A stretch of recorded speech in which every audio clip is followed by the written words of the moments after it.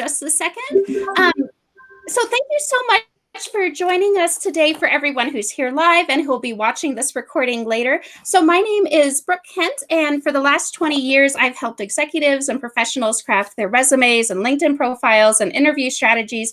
And you can see more about me at brookewritesett.com.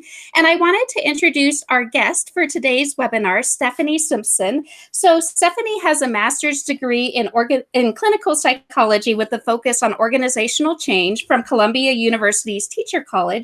She is an artist, coach, educator, and speaker, and her passion is to help others manage their stress. So Stephanie, would you tell us a little bit about yourself? And for anyone who's listening to this later and would like to connect with you, what would be the best way for them to get a hold of you? Yeah, sure. Well, thank you first for having me. I'm excited to be here today and just share whatever I can share that's hopefully helpful for people. So yeah, I'm based in New York City. I'm an artist, a coach, a speaker, facilitator, educator. I came to this work actually through dance and performance and choreography and body work and somatics. And then that all kind of opened up into many other things. So I really bring a holistic approach to all the work that I do, and specifically around stress management, which we're going to get into a lot today. So different ways that you can get in touch with me or stay connected with me. You can follow my Facebook page, which is just Stephanie Simpson Coaching, Stephanie with a PH. Same with Instagram, Stephanie Simpson Coaching. LinkedIn is, I believe, the same exact thing. And then my website, which is Stephanie, STEPHANIE Simpson, SIMPSON.com. And there's multiple ways that you can connect through my website, whether that's email or sending me a message through Instagram, LinkedIn, or Facebook. Well, thank you so much for joining us, Stephanie. We feel so lucky to have you talk to us today about ways that we can use these techniques to reduce stress while we're job searching. So let me just kind of launch into our topic. So let's start with how you define stress. So I know you've told me when we've talked before that you define stress as a physical, mental, or emotional factor, whether that's internal or external, that's causing you bodily or mental tension. And so clearly, in terms of our topic today, job searching certainly is that, right? It causes stress along all the lines: physical, mental, emotional. And so I want everyone who's listening to this live or later to take heart. You know, if you're feeling stressed because you are job searching, you are definitely not alone. I know that many of us have heard of Holmes and Ray's Life Change Stress Index, and that basically ranks common life events by how stressful they are. And if you look at this index, which I'll link up on my website, you'll see that job searching falls just below dying, your spouse dying, you getting divorced, or you getting sentenced to jail, right? So yikes, right? Those all are incredibly stressful events, and so is job searching. And so before I turn this over to Stephanie, I want to ask just a question that seems obvious, and that is, does it even matter if we try to manage our job search? And I know you're going to tackle this, Stephanie, but I wanted to start by sharing a few key statistics. So one was that in a study of 230 Korean nursing students, the ones who felt the most stressed about their job search were 42.8% less likely to advance in their careers. So certainly being stressed about your job search has a negative effect. In fact, in a study of 1,261 Finnish job seekers, the ones who managed their job search stress and experienced the least depressive symptoms were 37% more prepared for their job search and 88% more likely to become reemployed. And in a 2-year study of different job searchers, they found that the ones who managed their job search the best were up to 93% more likely to become employed. So clearly, being able to manage our job search stress has tremendous benefits. But Stephanie, I would love to talk to you, about what your experience has been both personally and as a coach.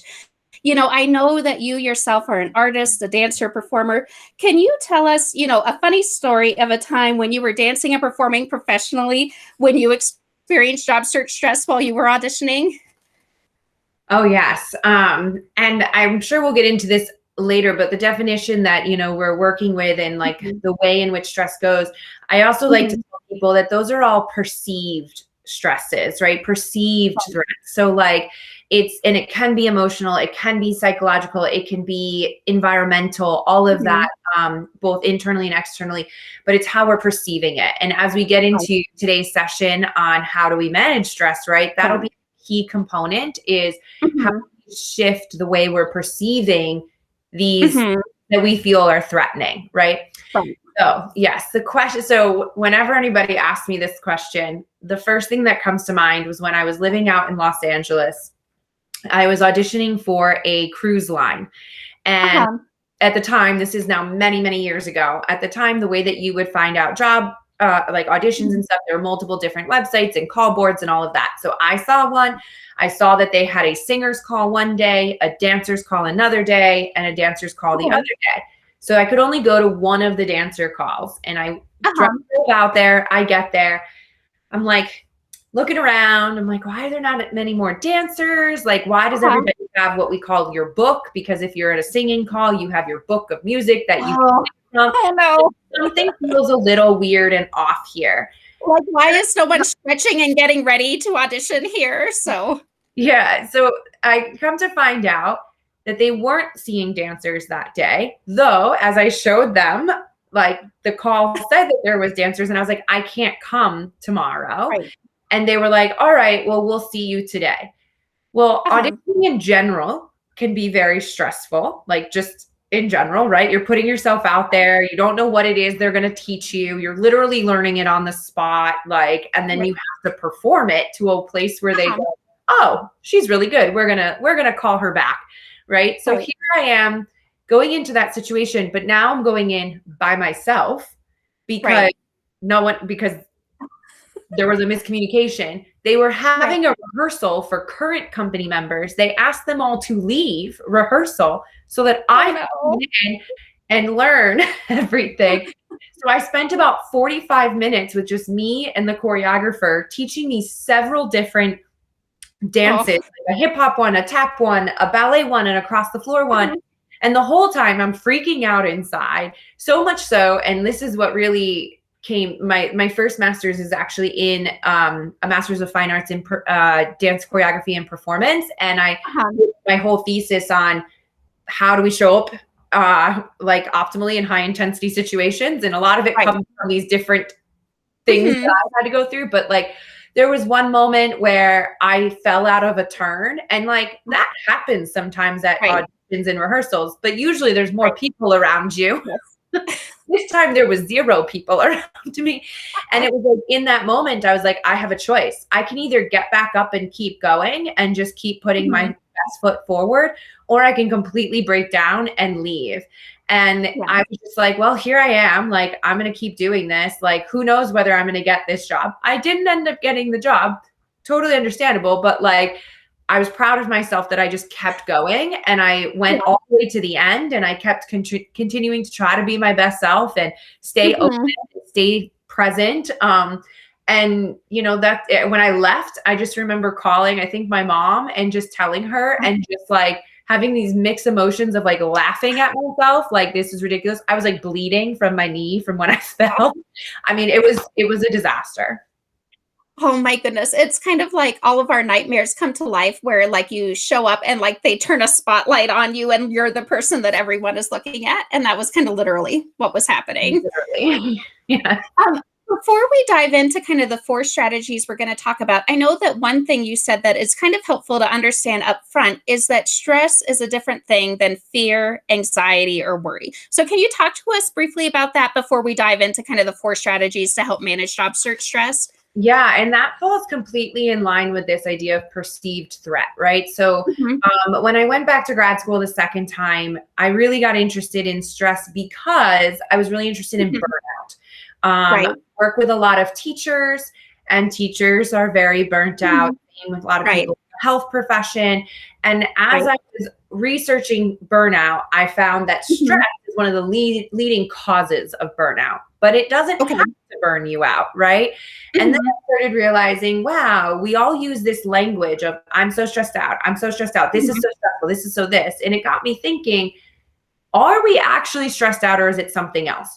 So in my Mhm. research, I found that there really is a lot of other things that then lead to stress. And then when we Mhm. manage the stress, that leads to burnout, right? And so these Right. other things are worry, anxiety, Right. and fear.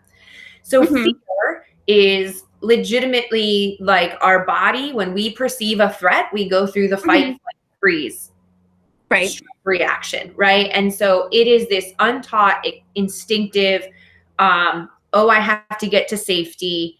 And maybe Mhm. safety is fighting back. Maybe safety is running. Maybe safety is Mhm. freezing until the thing that's threatening me is out of their way. And Right. physically, things change in our body, right? And Mhm. we get this tunnel vision because our body's Mhm. protecting us of just breaking down the system, literally Right. just breaking it down so that we can focus just on one thing. Now, Mhm. if we don't recognize that something might be fear, it then Mhm. turns into worry. And worry Right. becomes this like patterning thoughts that just continuously happen over and over and over again. And so I always talk about Mhm. that as the thought spiral, right? And Right. like that fear might be completely real and legitimate, Mhm. but if you don't recognize it and work Right. to release the fear, then it gets into worry. The worry Mhm. becomes so much that then all of a sudden it becomes stress, because stress is this idea that you're not capable of handling everything that's on your plate, right? And so the worry Uh-huh. made you realize, or made you think, you can't handle all of that. Then you have Mhm. anxiety. Anxiety Uh-huh. is unwarranted fears, right? So things that things, stories, thoughts, beliefs about yourself or the world that aren't Right. actually true. This is kind of Mhm. like catastrophic thinking. So Right. an example actually from my life, again from performing, like I held on to this belief that I didn't have a good voice, like singing Okay. voice, and it came from something my mom said to me when I was younger, and it was not even a mean thing, but it was how I perceived it. And so I Mhm. perceived that comment became a story that my voice wasn't good enough. So then anytime I went to an audition, not every time, but a lot of times, I would lose my voice because that was my Oh. body protecting me from failing, Mhm. right? And so that was like an unwarranted belief, and that was my anxiety coming up. And then my anxiety Mhm. protecting me from not failing, but then that also became stressful, right? Because then anytime I had an audition where I had to sing, I got overwhelmed because those anxious thoughts became worried thoughts, which then became Right. stressful thoughts. So if we can stop, like when I'm teaching Mhm. stress management, if we can take that roadmap of life and we can Right. stop, find where these pitfalls are, we can then create plans to go around it Mhm. or to build a different road. And I was so thinking of what you said last night. Our daughter, our youngest one, who's 9, got a leopard gecko for Christmas, and it eats crickets. And one of the crickets escaped from the little cricket farm that it's in, and it was on the floor. And I was like, "Well, Amber, just like scoop it up, like let's put it back in the farm." And she's like, literally wailing and gnashing her teeth. And I'm like, Amber, like in the whole history of the US, has anyone ever died from a cricket? Like, this is not like a life or death situation, but like you said, that unwarranted belief that somehow the cricket's going to attack her. I don't know what she was thinking was going to happen, but then it can, spiral into this whole cycle, like you said. Yes. Yeah. Yeah. So let's dive in, and this kind of flows exactly from what you were talking about. So if you've downloaded the outline from my website, this is the first strategy, which is know your mode, or in other words, kind of identifying your default threat response mode. And I know that you go into this more, Stephanie, in your 21-day stress management workshop, which we can link up, in what I send people after they've seen the recording. But, as we talk about kind of identifying what your default threat response mode is, this is kind of asking yourself, do you fight? Do you flight? Do you freeze? And, in job search terms, that might be, fight. Are you yelling at your partner for encouraging you to apply for a job, but you feel scared inside? Or flight, are you avoiding looking for a job entirely because you're worried, that when you apply they might reject you? Or freeze, when you absolutely know the answer to a question, are you kind of literally freezing up, like you said, and losing your voice in an interview? I love what Albert Einstein said. He said, if I had an hour to solve a problem, I would spend the first 55 minutes thinking about the problem and the last 5 minutes thinking about how to solve it. And I think that's exactly what we're doing here. We really need to identify what our default mode is of responding to a stressful situation like job searching, and then we can think about how to solve it. So, Stephanie, talk to us about the biology of the threat response. When we're facing a stressful situation like job searching, what is happening inside our bodies, inside our brains, inside our emotions? Like, what is just really going on biologically when we're under stress like Yeah, this? yeah, great. And those were great examples of how that could show up, fight, flight, or freeze. And I also want to offer that they don't just show up externally, they can also show up internally, right? So you could be fighting Mhm. yourself inside, you could be Right. running away from yourself inside, and you could literally be just freezing internally as well. Mhm. Um, because I like to bring that up for people because we all identify in different ways and respond in Right. different ways. Um, yeah, so what's happening physically, physiologically, and biologically in ourselves? So our brain, right? I always like to Mhm. give the little fist here. Our brain here, when a perceived threat comes along, our amygdala literally flies off the handle, right? So we have all these Uh-huh. sayings in life that actually come from biology and physiology. So flying off the handle literally is like the amygdala is sounding the alarm, and it sounds Mhm. the alarm to the hippocampus, which then tells the whole nervous system, oh gosh, we need to do something. And then Right. that's when all of these hormones come out. So you have like adrenaline Mhm. and cortisol and high sugars and things like that come out into your body with the sole purpose of shutting everything down so that you can Okay. focus on this one thing, right? So where Mhm. stress can be really problematic is if your Mhm. body is always shutting down because it thinks Mhm. in this threat, this threatful response, it's weakening your immune system. So if you're feeling Okay. tired all the time, if you're physically hurting, right? That's Mhm. because you're in a stress response all the time. And then you're going to Right. end up getting sick more, which right now, that's not Mhm. what any of us want to do, right? And then it Right. can lead to prolonged disease. Like stress is linked to like hypertension and certain things with cancer and heart disease and all of that, right? Like Mhm. when you're not addressing it, it can become really problematic. Um, And because then, Stephanie, can I interject a question? If your body is constantly in this biological response to stress, I imagine also, doesn't that really hamper your ability to access your higher thinking functions, which you really need when you're job searching, right? Because you feel like you can't think clearly when you're under this stress, yeah, right? Brooke, that is exactly right. Because physically your body is doing that. So then mentally your body is tunnel vision of just that one Okay. thing. And it could be like, oh my gosh, sorry, there's sounds going, but it could just be like, I'm never going to get a job. I never get a job. Or I don't know what I want to do. I don't know what I want to do. Right. And so then that Right. becomes a stressful thing and you don't know where to go.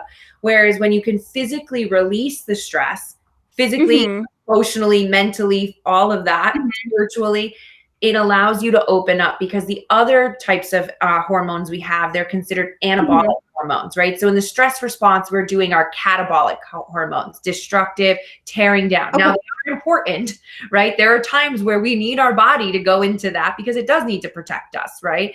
Right. However, we then need to release those, right? Which is where the Hmm. physical practices maybe come in or the breath practices come in to Hmm. help actually physiologically release the stress reactivity in the body so that we can Right. allow for the anabolic hormones, which are a Hmm. build up hormones and allow us to see things in more opportunity or, oh, let's try this, let's try that, or that's Hmm. exciting, that's curious, let me take that risk. Like Right. we'll see what happens, right? And so the more that we can open ourselves to the anabolic energy and hormone, Mhm. the more supportive we are to ourselves, really. So tell Stephanie, do you have like a quick 2-minute story you could tell us either for yourself or for one of your clients where they really it really helped them gain insight when they identified, okay, this is how I default to responding to a threat. And now that I know about that about myself, now I can work with that information and help solve that. Yeah. Well, you mentioned something like awareness is key, right? So as soon as we Mhm. become more aware of things, we become more conscious of them, we then have more power, right? Because Right. instead of things being done to us and us just reacting. Mhm. When we have Right. awareness, we then have the power to respond, right?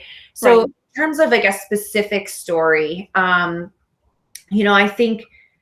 think about myself in some of the jobs that I have, right? Like there's when you're putting on a show, right? And I've directed and Right. choreographed lots of shows. You're working with a team, but then as the director choreographer, Mhm. you're also like in charge, right?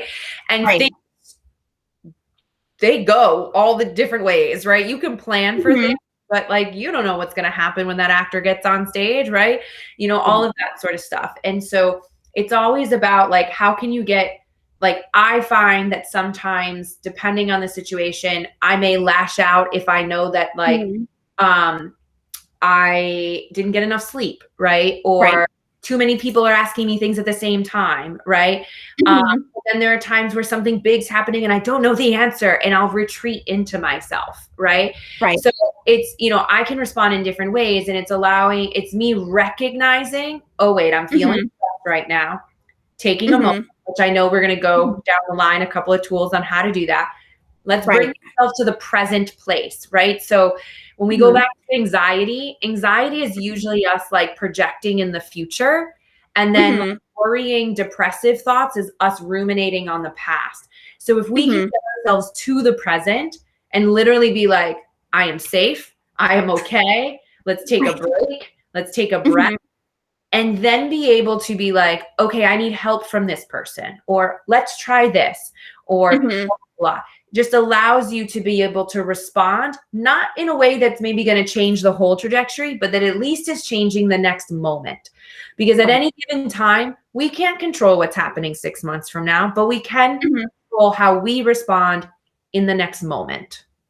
Right. And I think that's so key, Stephanie, because I think in job searching, in my 20 years of working with clients, the common thing that can really cause a lot of stress is if the client is so focused on the outcome of when I'm going to get a new job, right? Because that is outside of their control, right? It depends on the company hiring and thinking that this person is the right person for the job. And so, really, what can decrease their stress is if they focus, like you said, on what is within their control in that moment, right? And that's, have I worked on my resume? Am I researching companies? Am I applying for opportunities? Am I working on my interview skills, right? But we need to take our focus off of what's outside of our control and put it back to what's in our control. Yeah. So let's go and talk, through our three strategies, Can I for add a little go thing? ahead.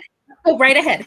That made me think, I've coached a lot of performers. Being a performer, I've Uh-huh. coached a lot of them at different ages. And, something that I see is very clearly connected to Mhm. non-performing roles, though sometimes we don't bridge that gap, is I tell my clients all the time, when you go into that audition, you need to go Mhm. into that audition with the mindset, like, I get to share what I love doing, right? I Yes. get 15 minutes to share what I love doing. And that's Uh-huh. my goal, is to like share it with all Mhm. joy and full embodiment. You not getting that job, you not getting that role Mhm. doesn't have anything to do with you sometimes. Like Right. literally, you could be the most talented person and still not get the role because Right. the producer already had someone in mind, or the Or producer something as crazy as they want a redhead instead of a brunette or something. Exactly, exactly. And the same goes with business and the business Mhm. world, any other world. And we don't talk about that enough. That like you can only control yourself, how you show up in the room, what you're putting out there. It is not you to Mhm. figure out how they're going to respond to you. Because if you go into that room being like, oh, I desperately need them to like me, I desperately Right. need them to want me, they pick up on that energy and that's never going to go well. Right. And then I think that is yeah. you're going to feel worse about yourself if you don't get it because you didn't even show Mhm. up as you in the room. Right. But I think, like you said, if we make our goal that I am going to put my best effort into this application, showing up for this interview, and I will, like you said, get to share the joy of what I've accomplished in the past and what I think I could do for them in the future, then regardless of what they decide, we've met our internal goal, right? That we got to show up and do that. And then the rest is outside of our control. Exactly.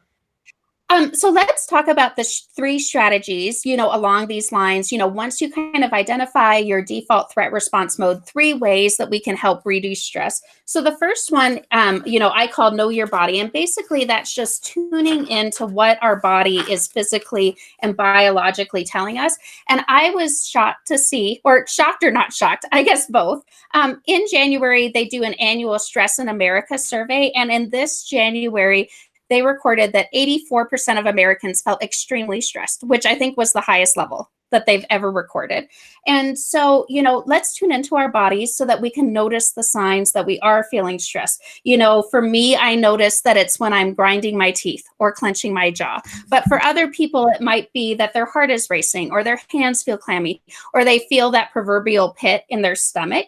But when we notice, those physical stress responses, then we want to talk about, have you walk us through how to consciously elicit what psychologists call the relaxation response. And I know we'll talk about one way that is powerful and effective to do that is through controlled and conscious breathing. So let me turn it over to you, Stephanie. But, why do you think it's important, to recognize these physical symptoms? And then can you walk us through, some ways to help relax when we notice those? And I know one thing you said we could do was square breathing, so tell us why it's called square, and how we can do that when we notice these symptoms in ourselves.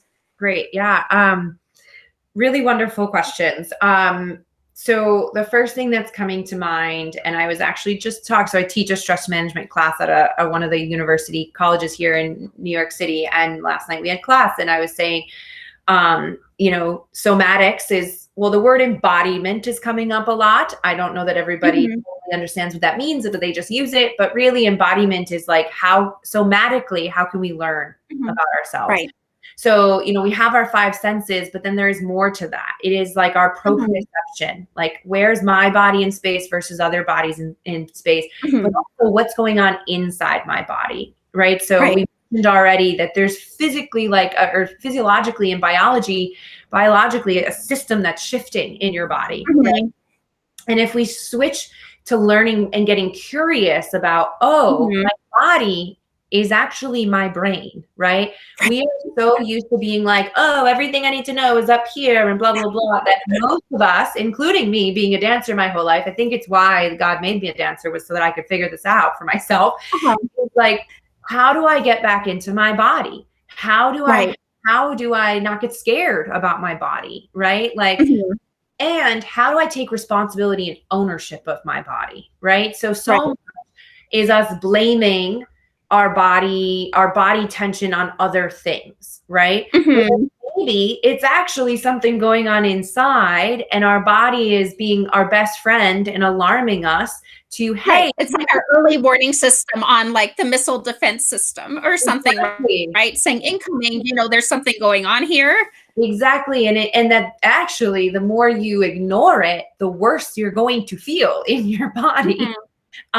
So, specifically, I love that you already noticed like your jaw or grinding your teeth, right?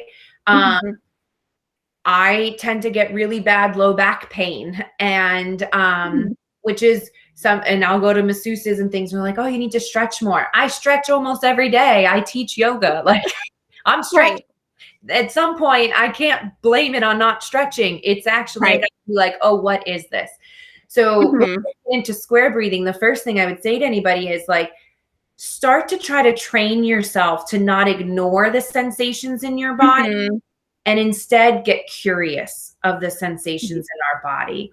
And I use, I do a lot of group coaching, and one of my participants a few months ago in one of my groups, as we were creating a partnership agreement of how we wanted to be together, she was like, well, at my company, we were talking about being open and non-judgmental. She was like, instead of leading with judgment, lead with curiosity, right? Like our initial instinct may be like, whoa, what did that person just say? Or, ooh, what is this body feeling? What is this feeling in the pit of my stomach? But instead of continuing with the judgment, we have the power to stop and be like, oh, let me get curious about this. What And is so the when we notice that, then Stephanie, I know you've said kind of the power of square breathing is we can carry it with us anywhere, right? It's a tool that's always in our toolkit.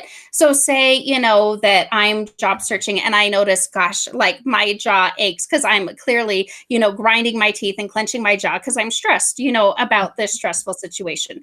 So when I notice that, kind of with curiosity, like you said, what can I do when I kind of notice that? Right. Yeah. And this actually, I'm thinking about like the science behind it. So when we talked about the brain and Mhm. everything, the way that we create new pathways. So we used to call it neuroplasticity, right? That we can now create new Mhm. pathways. We're even getting to a place where we're calling it just being malleable. That it's not even Right. just one new pathway. We can continue to create pathways. Mhm. And one of the ways we do that is by taking this moment, recognize Right. taking the breath, and then choosing a different Mhm. response. And the more that we do that, we create a new pathway. And all of a sudden, that thing that used to be the threat that Right. amygdala went off, we've now let that go. And that's not our Mhm. initial response. So, square breathing.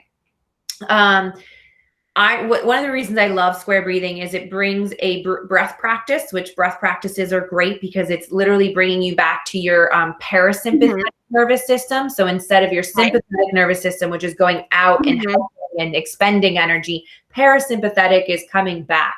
It's the self Right. care, it's the Mhm. restoration. So that's what you're doing in breath techniques. But I also teach it as a visualization technique as well. Okay.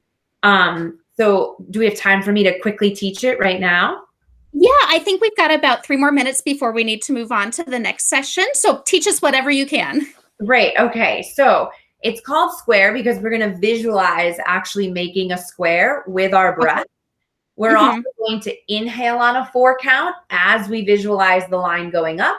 Then we're going to Okay. pause at the top for a 4 count as we visualize the line going across. And then we're going Okay. to exhale for a 4 count as we visualize the line going down, and then pause at the bottom as we Okay. 4 counts as we visualize the line going across. And then if Okay. you really want to double down on everything, you do that whole thing 4 times. Okay. So I would love, I'll just guide us through one Sure. round of that so that we get the Okay. experience of it. And you could close your eyes right now if you want to, but you can also do this with your eyes open. Um, Okay. and so, just kind of getting comfortable wherever you are. If it feels safe to Mhm. close your eyes, please do. If not, just take like a Mhm. soft gaze and just exhale everything out right now out of your mouth.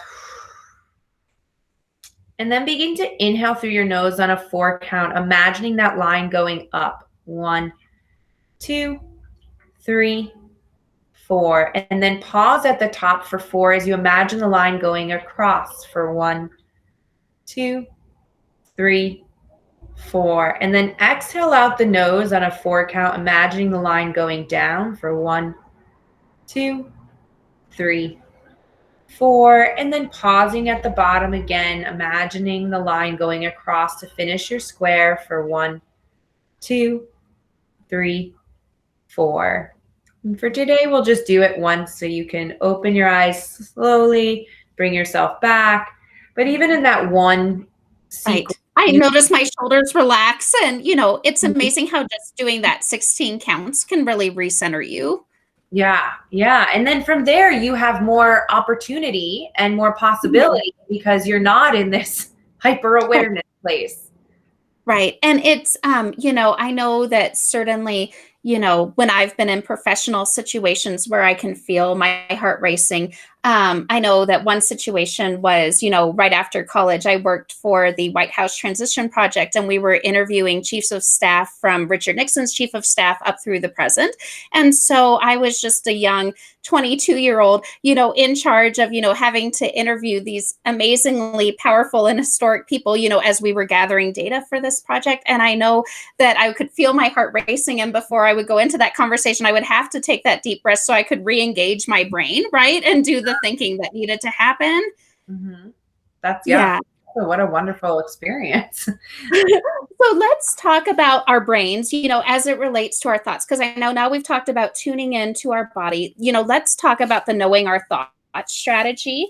I think, in a study of 940 job seekers, the most statistically significant factor that differentiated the job seekers and how successful their job search was their ability to reframe their thoughts and tell themselves that being unemployed wasn't the end of the world, right? Which seems so simple. But in the study, they found that the people who did that were 35% more likely to become reemployed. So, like the power of how we are reframing our thoughts. And so, what I like to do for myself and with my clients, when we're doing this, is tell them, well, first, just notice what you're thinking, right? Because half the time we have these voices in our heads and we don't even notice exactly what they're telling, us about ourselves. And then ask myself, is this thought true? Is it rational? Is it helpful? And if the answer is no to all of those things, then how can I reframe it in a way that is rational, true, and helpful and helps me reach my desired goal? So, Stephanie, I would love for you to talk to us, about this. Can you tell us a story of a time when you or a client was really struggling with their thoughts as it related to job searching or auditioning, and what happened when you were able to work with them on how to reframe those thoughts in a more positive way?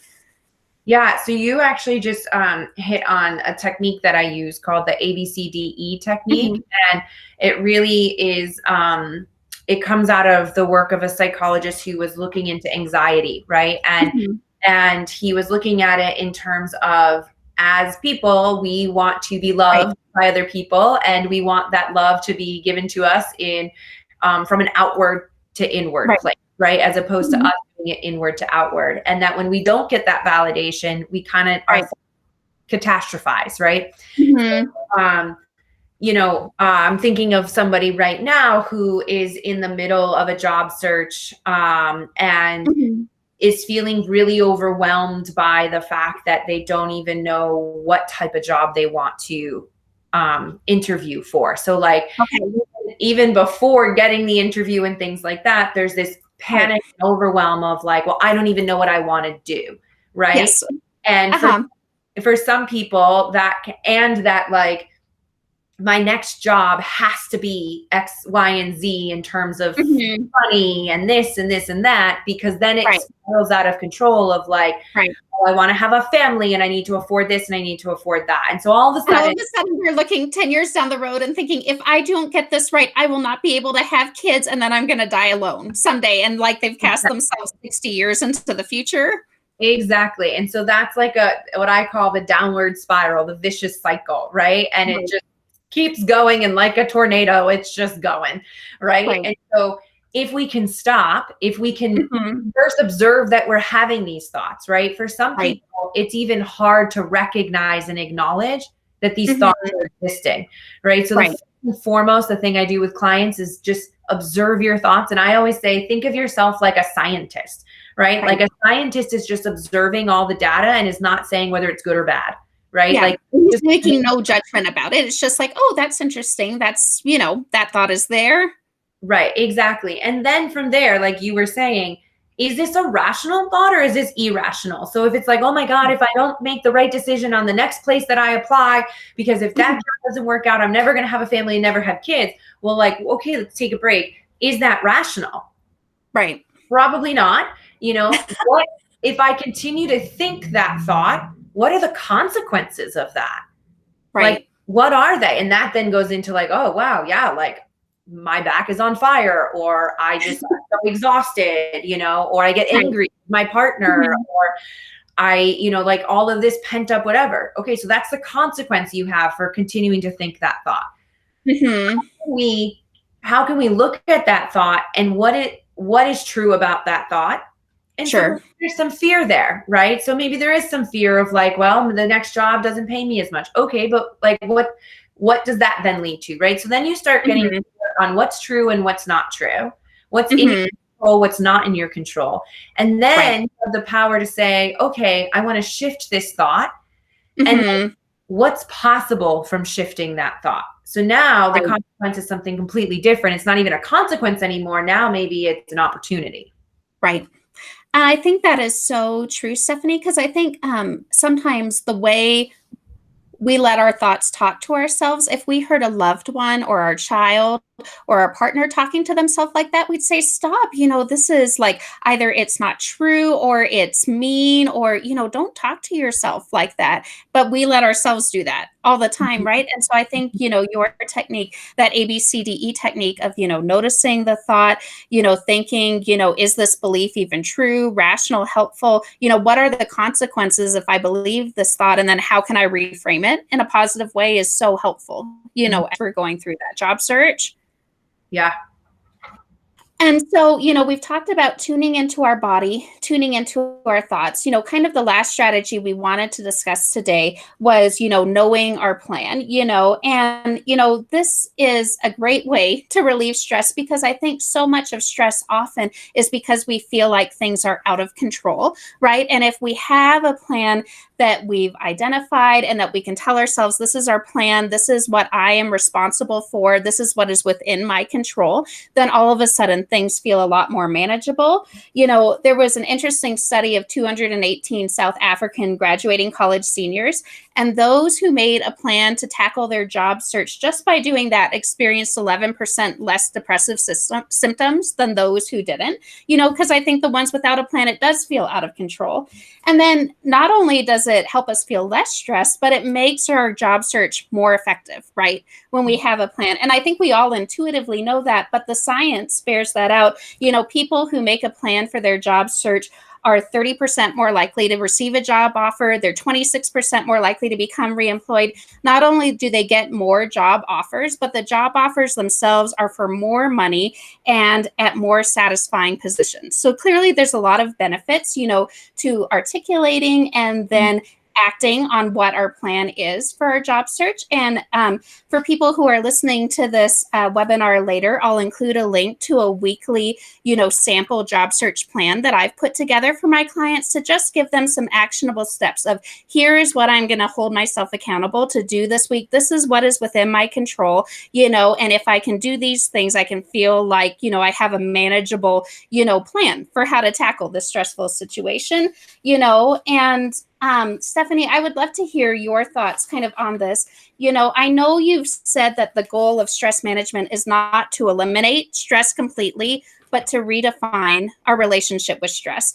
So as you're thinking, kind of about the benefits, that you've seen for yourself or for your clients of having a plan, for a stressful situation like this, how does that help them, not eliminate the stress, but kind of redefine the relationship to it in a healthy way? Yeah. So I'm glad you bring that up because so many times people are like, I just need to get rid of stress. And I actually say, no, you actually need a certain amount of stress in your life to perform optimally. You have to Right. find your sweet spot, as I call it. And I've heard people say before that the only time when we have zero stress is when we're dead. And since we don't want to be dead, then there's just some inherent level of yeah, stress, from living. And like you said, some of it is healthy, to get us to that, peak level of performance. yeah. So what I'm really reminded of when you're talking about that, and that sounds like a really wonderful resource. And the words that really stuck out to me for you that you were saying was having a plan so that you have actionable steps that keep you accountable, right? Mhm. So where I see this to be really helpful, and I'm going to use an analogy. So I have run the New York City Marathon now twice, right? And I was not a runner beforehand. And when you're running a marathon, you have Right. to have a plan and you have to have a training plan. And it doesn't last just a month, it lasts several Right. months, right? And it Unfortunately, we don't just spring out of bed and the next day we run the New York City Marathon. exactly. And it really, to me, it physically embodied what stress, how stress is needed in order to make us come Mhm. to the next level. But how, if we're putting too much stress and not managing it, how we can get injured, right?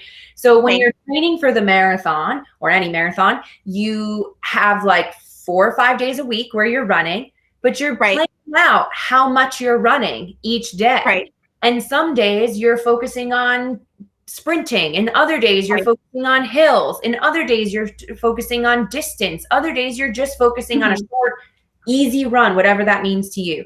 And then every Right. week you add on just a little bit more Mhm. so that your body has that stress to be able to build up the Mhm. endurance, the confidence, and the intensity that you need for when you do the 26.2 miles on marathon day. If you Right. build up too much, or you overdo it, or you don't rest enough, right? Right. And take time to restore, that's when Mhm. you get injured. Also, Yeah. And I know I've seen, Stephanie, in my own clients that the ones who do, kind of take, the template that I give them for here's, a template that I would suggest for a weekly job search plan, which I'll link up, for the webinar. I think a key part of it is that I only assign tasks for Monday, Tuesday, Wednesday, Thursday, Friday. Saturday and Sunday are rest days because we need that time to regroup. And I think when we don't have a plan, the job search expands to fill all available time. And we never feel like we can give ourselves a night or a day off because we constantly feel like I can't stop job searching until I have a job. When right. really, like you said, we need that time to pause, regroup, collect ourselves so that then, we can apply, our higher thinking skills to how to creatively solve this problem for how to find a job. Yeah, yeah. And I would say that a lot of that has to do with the conditioning that we've been taught that like Mhm. we can't stop until we've figured it out. Yet Right. sometimes the way in order to figure it out is by Just to stop. stopping so that we can take a break and get Right. creative and see some of Mhm. the like holes that maybe we're not noticing. The other thing I think is interesting about a plan, and also Mhm. I teach stress management as like a comprehensive plan, right? So it's Right. not just learning about doing your yoga or taking your walks or stretching Mhm. or breathing or getting body work. Like that's all great. And or switching your thoughts and Right. reframing and mindset, that's Mhm. all great too. But it's also figuring out what can you eliminate? Like what are the Mhm. things you can eliminate or reduce? And how can you get clear on what are some of the root of some of your stressors Mhm. so that you can change the way you're looking at them, right? Like if you Right. can't change your thought until you understand what the root is, right? Mhm. Like the weed is going to keep growing if you don't get it at the root. So doing the Right. work around that, right, helps you to release that so that you can use your mindfulness, your thought stopping, Mhm. breathing, your yoga, your walking, your what physical practice to help release all of Mhm. that physiologically. Mhm. And then eliminating the stress by having a plan, you've already eliminated the unknown, right? Because now Right. you know what you're doing each day. You're giving Right. yourself a task each day, and Mhm. you are in control of what you do. Right. So if you show you, and that was the other thing I learned about the marathon was that like no one told me to sign up for the marathon. I chose to Yeah. do it, right? Like Like, no one put a gun to your head and said you're now running the New York City Marathon. and it was I had to commit to it. I chose Mhm. whether I wanted to go every day, how fast I wanted to run. I could stop at any moment, right? And Right. I noticed I learned a lot about myself training for that, but both times through. But it was really just like, oh, I'm in control of who I am. And then also, Mhm. how can I also give myself compassion and grace when there's a day it's not going the way I want it to? Maybe the best thing is to stop beating myself up, take a break, go Mhm. home, try it again the next day, right? Which is the same in a job search. Like hopefully you're wanting to get a job that really aligns with you, right? And so there is no timeline for that, which can be really overwhelming and also really exciting, right? Because Right. if you're getting Mhm. clear on who you are, what you want, like you have the Mhm. control to listen to podcasts. One of the things that is really Mhm. nice about us being all at home is there are so many opportunities for people Right. to get in on webinars that normally would be in-person Right. workshops. Mhm. Now they're open to everybody, right? So Right. you can do that personal professional development and a lot of it Mhm. free right now, which was not accessible before, which can help give clarity and confidence Mhm. because that's a big thing, like confidence that like Mhm. you deserve the job that you Right. really want. Right, that you are up to meeting this challenge, and I'll add in, Stephanie, that, in my years of working with clients who are job searching, I found that the ones who do, take me up on my template, if here's a weekly job search plan that you could use, in your job search. I've also noticed that it really decreases the amount of stress that their spouses or partners or children are feeling because all of a sudden the job search has gone from this nebulous kind of out of control thing, that their spouse, partner, or parent is going through, to then they know, okay, here are the things that mom or dad or my partner is doing, to look for a job, and maybe they check in with them once a week and say, I've got this many applications in the pre interview phase and this many kind of in the pipeline. And here's how many people I reached out to network to. And it dramatically reduces the stress level because all of a sudden they have some insight into here are the things within, our control, and here's what we're doing to try and tackle this problem. Yeah. Let's wrap up, Stephanie. Oh, go ahead. I will say one of the biggest things for stress management too, and it kind of, females do this more instinctively than males, research shows, but social support. Right. The more social support you can get and ask for help, like there's nothing wrong in asking for help, and that like being able to share it and getting it out of you goes a long way. That's perfect. Stephanie, before we wrap up, if people, after they've watched this webinar, are thinking, what is one small actionable step that I could take in managing your stress? What is one thing that you would suggest? Because I know we've talked about a lot, but if there's one small baby step that people want to take in managing their stress level, where would you say they should start? So it's small, but it's not always the easiest, because I literally this week, it's become my mantra is, how can you stay in the present moment, the here and the now? And all these tools, they're really just bringing you back to the present moment. And when you're in, that's all you can control is the present moment. And breathing techniques can bring you there. Being able to tap into your body to notice that something's happening, and then be like, oh, I got to come back to the present moment, right? Like, we have so many task bars open in our brains, right? And they're always going. And so we don't even recognize that it's always going. So then when we do, whether it's a thought or a body thing or an exhaustion of just coming back to the moment. And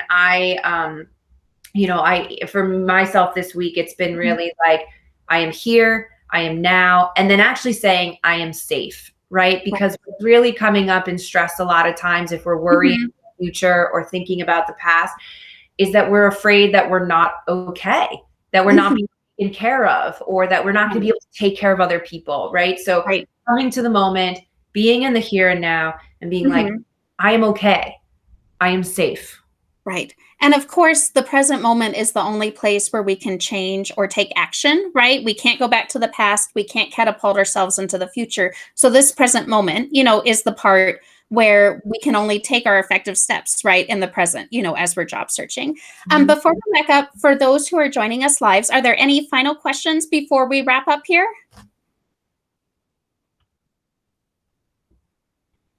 Okay, well, it looks like oh, yes, Frank, did you have a question?